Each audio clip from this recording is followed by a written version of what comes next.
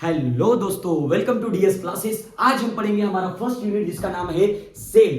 तो आखिरकार सेल होता क्या है, सेल को किसने डिस्कवर किया, और सेल के बाद टिश्यू, टिश्यू के बाद ऑर्गन, ऑर्गन के बाद ऑर्गन सिस्टम, और हर तरीके से हम जितनी भी ऑर्गन सिस्टम है उनको हम कवर करेंगे। ठीक है, देख अभी पहले हम पढ़ेंगे सेल। सेल क्यों पढ़ना है सर? क्योंकि ये जो हमारी बॉडी है, जो हमारा स्ट्रक्चरल ऑर्गेनाइजेशन है हमारी बॉडी का, तो बेसिक सा यूनिट इसमें सेल है। क्योंकि जब तक सेल नहीं बनेगा तब तक सेल से टिश्यू नहीं बनेगा, और जब तक टिश्यू नहीं बनेगा तब तक टिश्यू से ऑर्गन नहीं बनेगा, और जब तक ऑर्गन नहीं बनेगा तब तक ऑर्गन से ऑर्गन सिस्टम नहीं बनेगी, और जब तक ऑर्गन सिस्टम से ऑर्गेनिज्म नहीं बनेगा। तो सिंपल सी बात है, पहले हम सेल के बारे में पढ़ेंगे। सेल होता क्या है? तो सिंपल सी बात है बेटा, cell is defined as the structural and functional unit of life. ये एक स्ट्रक्चरल एंड फंक्शनल यूनिट है हमारे लाइफ का, और एक बेसिक सा यूनिट है। So that's why it is a basic unit of life. क्यों? क्योंकि जब प्रोकैरियोट और यूकैरियोट बन रहे थे बेटा, तो पहले यूनिसेलुलर और मल्टीसेलुलर ऑर्गेनिज्म बने, तो उनमें क्या बना? पहले सेल ही बना। तो सेल से टिश्यू, टिश्यू से ऑर्गन, ऑर्गन से ऑर्गन सिस्टम, और ऑर्गन सिस्टम से एक ऑर्गेनिज्म।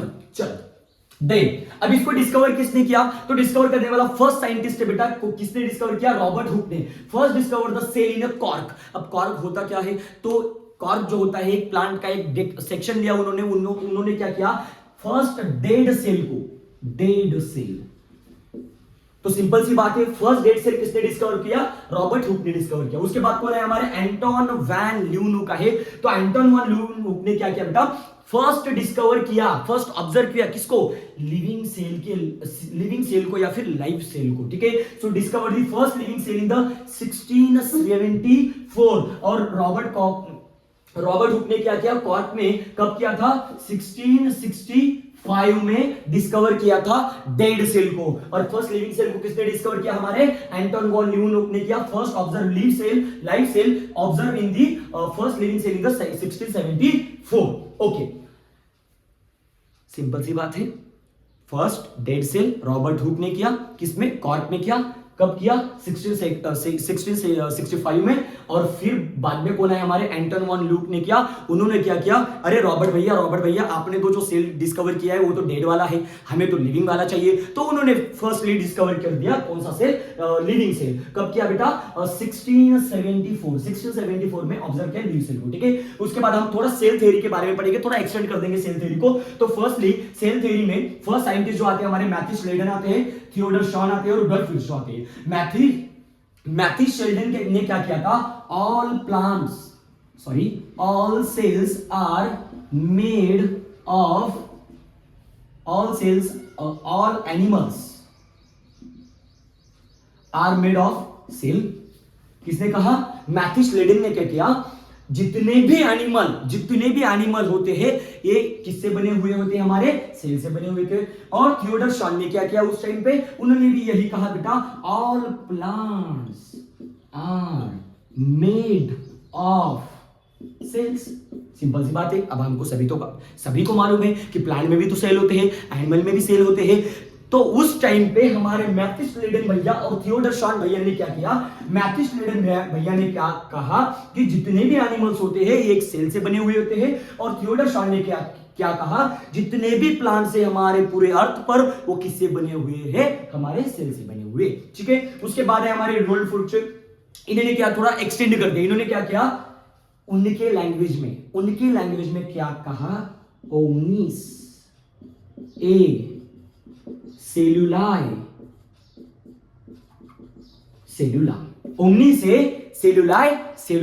ओमनी से सेलुला का मतलब क्या है? जो हमारा सेल है ये प्री एग्जिस्टिंग सेल से आया हुआ है। ये किसका कहना था? हमारे रुडोल्फ विर्चो भैया का कहना था। तो सिंपल सी बात है बेटा, ओमनी से सेलुला। उस टाइम पे उन्होंने क्या किया? जो जितने भी सेल है ये हमारे प्री एग्जिस्टिंग सेल से आए हुए हैं। मतलब ये वाला सेल ये किससे बना हुआ है? हमारा प्री एग्जिस्टिंग सेल से बना हुआ है। ये किसका कहना था? हमारे रुडोल्फ विर्चो का कहना था। ठीक है, उसके बाद सेल टाइप, दो टाइप्स के सेल होते हैं। एक तो होता है हमारा यूनिसेलुलर, एक होता है मल्टीसेलुलर। अब सिंपल सी बात है बेटा, यूनी माने एक और मल्टी माने अनेक। यूनि माने एक, मल्टी माने अनेक। यूनिसेलुलर माने सेल। जो ऑर्गेनिज्म एक सेल से बना हुआ होता है उसको हम यूनिसेलुलर ऑर्गेनिज्म बोलते हैं, और जो ऑर्गेनिज्म मल्टी सेल से, एक दो से ज्यादा सेल से बना हुआ होता है उसको हम मल्टी सेलुलर ऑर्गेनिज्म कहते हैं। यहां हम डिस्कस करेंगे structure of cell. Structure of cell माने ये जो हमारा सेल है दोस्तों, इस सेल में कौन से ऑर्गेनेल प्रेजेंट होते हैं और जो कि डिफरेंट टाइप्स के फंक्शन कैरी करते हैं, इन्हीं के बारे में हमको पढ़ना है। तो सिंपल सी बात है। So first one is cell membrane. Obviously cell है बेटा, एक बेसिक सा यूनिट है, बड़ा सेंसिटिव है और जो कि इंपॉर्टेंट रोल फंक्शन कर रहे हैं हमारे बॉडी में। हमारे जो सेल होते हैं इंपॉर्टेंट रोल फंक्शन करते हैं, इंपॉर्टेंट रोल प्ले करते हैं। तो उसमें जो हमारा सेल है, इसमें एक मेम्ब्रेन तो होनी चाहिए जो कि उसको प्रोटेक्शन प्रोवाइड करे, ऑब्वियस सी बात है। देन उसके बाद आता है साइटोप्लाज्म। ओके, एक लिक्विड लाइक का सब्सटेंस प्रेजेंट होता है हमारे सेल में, आगे पढ़ेंगे हम। देन उसके बाद आती है हमारी गोल्गी बॉडीज। देन उसके बाद आता है हमारा लाइसोसोम। देन माइटोकॉन्ड्रिया, आपको तो पता ही है mitochondria is the power house of cell. Okay, then nucleus, important बात है। जो भी हमारा सेल होता है बेटा, जो सेल में जो न्यूक्लियस प्रेजेंट होता है, यही तो क्या करता है, जेनेटिक मटेरियल ट्रांसफर करता है from one generation to another generation. Then next one is endoplasmic reticulum. अब एंडोप्लाज्मिक रेटिकुलम में दो पढ़ेंगे हम, एक पढ़ेंगे स्मूथ एंडोप्लाज्मिक रेटिकुलम और एक पढ़ेंगे हम rough endoplasmic reticulum. So firstly we will discuss about the cell membrane और the plasma membrane. Cell membrane और the plasma membrane, it is the outer protective covering of the cell. अब cell membrane होती क्या है? Membrane माने layer, जो कि हमारे सेल को क्या करती है, आउटर प्रोटेक्टिव कवरिंग प्रोवाइड करती है। प्रोटेक्टिव माने ऑब्वियसली बाहर की लेयर है बेटा, तो क्या करेगी, प्रोटेक्शन ही प्रोवाइड करेगी। तो सेल को प्रोटेक्शन प्रोवाइड करने वाला कौन होता है? हमारा सेल मेम्ब्रेन या फिर प्लाज्मा मेम्ब्रेन होता है। So cell membrane is the mainly consist of the three components. जो सेल मेम्ब्रेन है, थ्री कंपोनेंट से बनी हुई होती है। So first one is protein.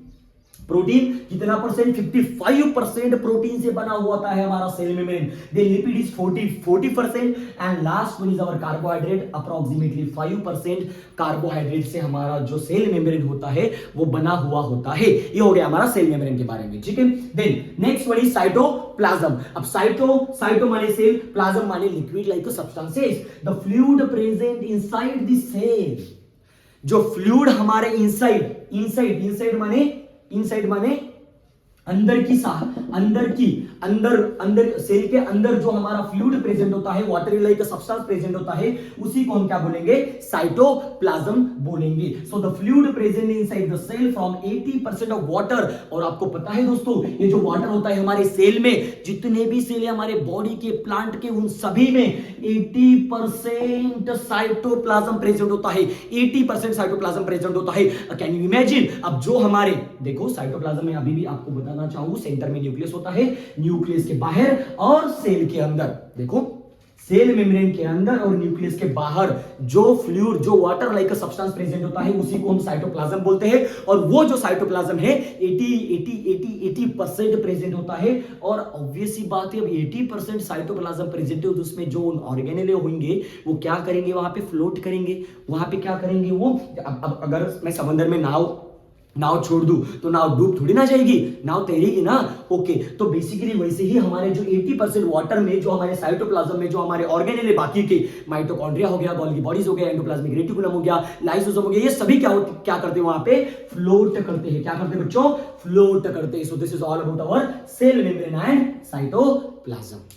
Third one we will discuss about the nucleus.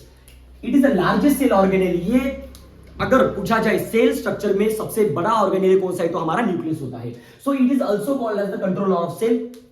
इसको कंट्रोल ऑफ सेल भी कहा जाता है। क्यों? क्योंकि सेंटर में प्रेजेंट होता है और हर एक चीज को कंट्रोल करने का काम हमारा न्यूक्लियस करता है।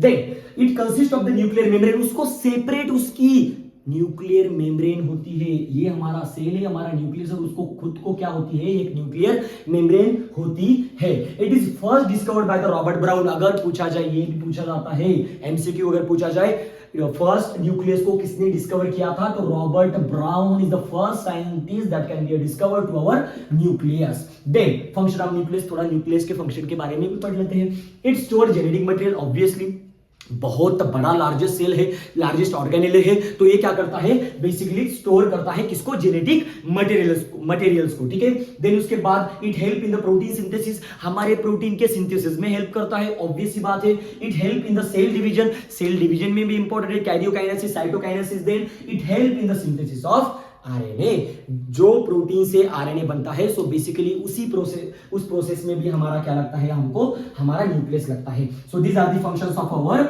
Nucleus. Then second one is our, fourth one is our Golgi bodies, discovered by Camillo Golgi. अगर पूछा जाए गोल्गी बॉडीज को किसने डिस्कवर किया, तो किसने किया बच्चों, कैमिलियो गोल्गी ने किया इन 1898। इन 1898 में हमारे डिस्कवर किया था कैमिलियो गोल्गी ने, किसको, गोल्गी बॉडीज को। अब उन्होंने डिस्कवर किया और उन्होंने ही उनका खुद का नाम रख दिया कि मैंने डिस्कवर किया है सेल में जो हमारा गोल्गी बॉडीज है ना, उसको मैं ही मेरा नाम दूंगा, एक बॉडीज है उसको गोल्गी बॉडीज लिख दिया। हमने एक्सेप्ट कर लिया, तो सिंपल सी बात एक्सेप्ट तो करना ही पड़ेगा ना, उसमें उन्होंने ही क्या किया, उसको डिस्कवर किया। It is a membranes bound organelle. तो ये सिंपल सी बात है, ये ध्यान में रखो, जो गोल्गी बॉडीज होता है it is membranes bound organelle, एक मेम्ब्रेन बाउंड ऑर्गेनेल होता है that help in a processing which form by the endoplasmic reticulum, that help करता है प्रोसेस में, किसमें, which form by the endoplasmic reticulum। Endoplasmic reticulum में प्रोसेसिंग, उसको form करने के प्रोसेस में हमको कौन लगता है, हमारा Golgi bodies. Next we will discuss about the endoplasmic reticulum. It is a network of membrane। ये क्या है, एक मेम्ब्रेन का नेटवर्क है इनसाइड द सेल। ऑब्वियस सी बात है, साइटोप्लाज्म में प्रेजेंट होता है, हमारे सेल में प्रेजेंट होता है। Then through which protein and other molecule move. अब इसमें क्या होता है बेटा, कि जितने भी हमारे मॉलिक्यूल्स होता है, प्रोटीन होता है, वो क्या होते हैं, मूव्स होते हैं। तो अब एंडोप्लाज्मिक रेटिकुलम दो टाइप्स का होता है, एक होता है हमारा रफ वाला, एकदम रफ वाला, और एक होता है हमारा स्मूथ वाला। So first one is the rough endoplasmic reticulum and second one is smooth endoplasmic reticulum। rough endoplasmic reticulum जो होता है वो ribosome molecule attach on the outer surface. Endoplasmic reticulum के सरफेस पे, अगर उसके आउटर सरफेस पे अगर राइबोसोम अटैच हो तो वो कैसा बन जाता है, रफ बन जाता है। तो सिंपल सी बात है, रफ एंडोप्लाज्मिक रेटिकुलम को रफ एंडोप्लाज्मिक रेटिकुलम क्यों बोला, क्योंकि उसके आउटर सरफेस पे राइबोसोम प्रेजेंट होता है। सो दैट्स व्हाई हम उसको बोलते हैं रफ एंडोप्लाज्मिक रेटिकुलम।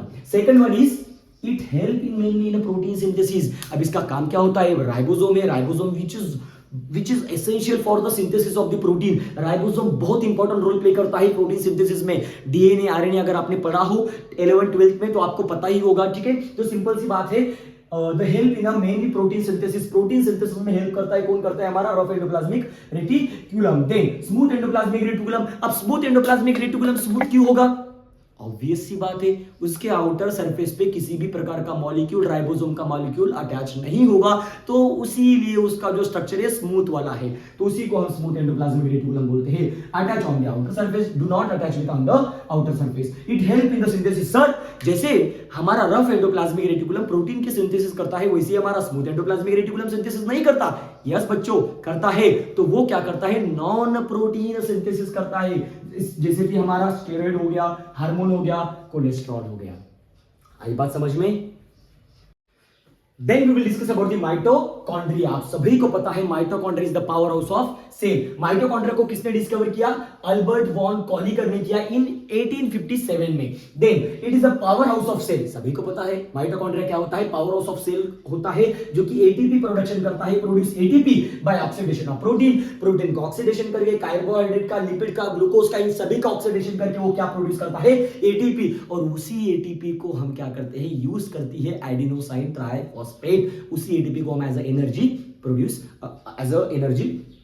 करते हैं। Then next one is our lysosome. So lysosome it consist of the lysozyme. Obviously lysosome में उसमें क्या होगा, एक एंजाइम होगा जिसको हम हाइड्रोलाइटिक एंजाइम बोलते हैं। तो लाइसोसोम में क्या कंटेंट होता है बच्चों, हाइड्रोलाइटिक एंजाइम होते हैं, जो कि क्या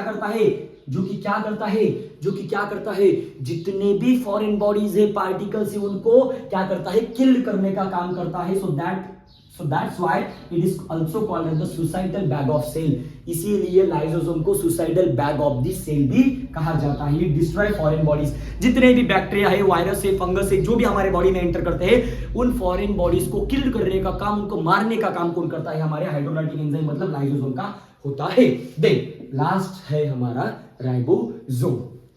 it is a membrane less organelle. ये क्या होता है, मेम्ब्रेन लेस ऑर्गेनेल होता है। उसको जो हमारा राइबोसोम होता है उसे किसी भी प्रकार का मेम्ब्रेन नहीं होता है। They contain 65% RNA and 35% protein. उसमें क्या होता है, 65% आरएनए होता है और 35% हमारा क्या होता है बच्चों, प्रोटीन होता है। And it is also called as the protein factory of the cell. क्यों, क्योंकि 35 प्रोटीन है, 65% आरएनए है, इसीलिए हम उसको क्या कहते हैं, प्रोटीन की फैक्ट्री कहते हैं। किसको, हमारे राइबोसोम को। और यहाँ पे हमने सभी सेल के स्ट्रक्चर को, सेल ऑर्गेनेल को, सेल का टाइप देखा, सेल का डिस्कवर किसने किसने किया और सेल के बारे में हमने पढ़ लिया है। अगर वीडियो अच्छा लगा हो तो प्लीज लाइक करो, सब्सक्राइब करो। Thank you.